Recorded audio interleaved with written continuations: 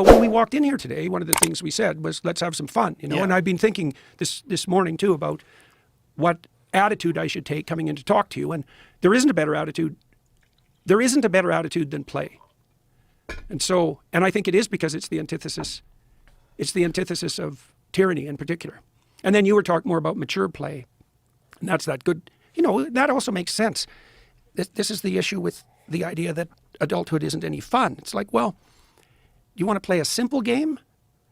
Or do you want to play a really sophisticated game really well? Now, that's going to require some discipline and some training and some maturation, but the payoff is much higher. That's a good way to conceptualize marriage. The highs are higher when you're successful. Well, and also the people who have the most sex now are religious married couples.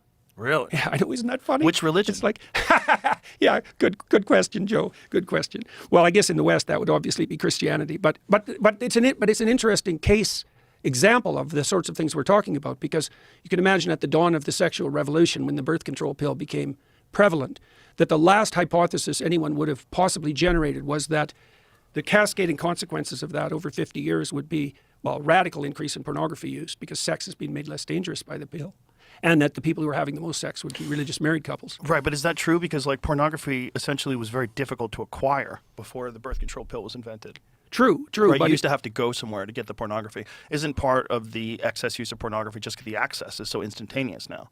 Oh, definitely. But you could imagine, too, that you might have hypothesized that if the birth control pill took the threat out of sex, that pornography would be less necessary.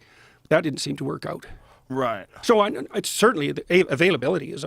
We would never know, though, because the birth control was, when was it, 1960 something? That's really when it Somewhere started around to, yeah, when it started to ramp up, let's say. It's so crazy because it completely changed the dynamic. Women could have sex for recreation with people that they didn't even know and not have any consequences in terms of having to carry that person's child.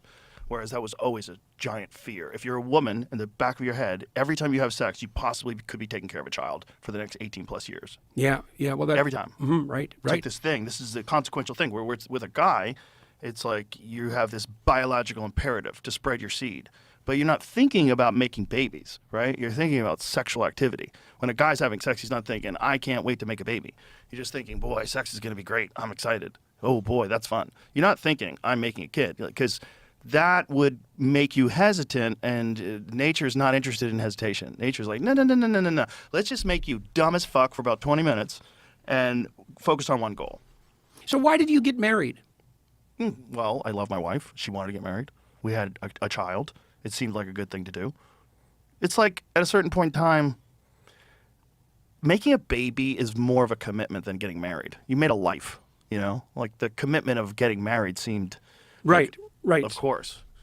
But it's also... But why did you stay committed then before the marriage once you had a child?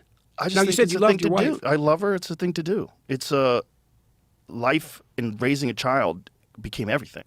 It becomes a very different thing, right? I think I have a lot of friends who don't have kids, and I'm not the type of person that thinks everyone should have a kid. I know a lot of people with kids, they do say that. I don't think everyone should have a kid. I think you should do whatever you want. I don't know how your brain works. I assume your brain works along similar lines with me, but there's a thing that happens when it's a scary thought, Joel. Well, similar lines. Similar. Okay, we all share okay. similar lines. There's an empathy that comes from having a child that's so different. And an understanding that we are all babies that grew up. We all start off as these bundles of potential and genetics. And then we're influenced by so many different things or so many different factors. But I used to think of people as being grown up all the time. And then when I had kids, I was like, oh, we're all just babies. We're all just babies that have just been alive for a long time. Everyone started out as a baby. And it just profoundly changed the way I interact with people. The amount of compassion I have for people, the amount of charity that I have for people, the charitable way in which I think about them when they do something or they say something. I give people the benefit of the doubt way more. Dave Chappelle said this to me once at the Comedy Store, and it was very profound. He said, having children didn't just change the amount of love I have, it changed my capacity for love. And I was like, ooh, that's it. You just nailed it. Because there's private moments when you talk to people about their children, about having children and what that's like. It's a very psychedelic experience. That would be another reason why the family with children is the foundation of the community, has to be the foundation of the community. I mean, it's kind of obvious from a biological perspective, Yeah. let's say.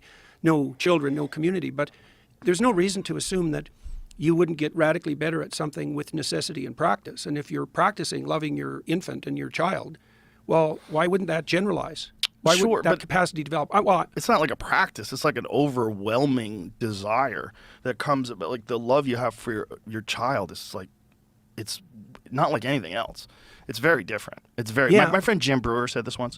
He said, when I had a child, that's when I really understood murder. Uh-huh. Really understood like my capacity to defend my child is like, I never understood like, how could somebody kill somebody before? He was like, oh, now I get it. Now Yeah. I get it.